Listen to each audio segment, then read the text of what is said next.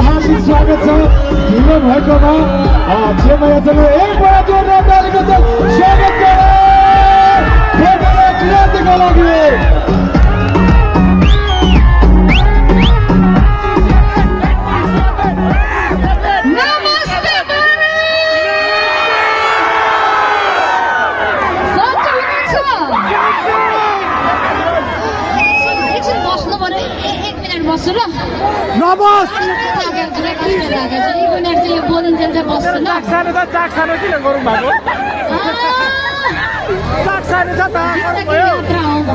संघर्ष हो भन्छ साँच्चै हो रहेछ लामो दूरीको यात्राबाट पश्चिमबाट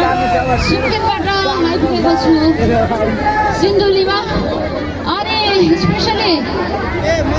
खासै आजको दिन चाहिँ मलाई मिस गर्नु थिएन किनभने मैले यो दिन धेरै पहिलादेखि हेरिरहेको थिएँ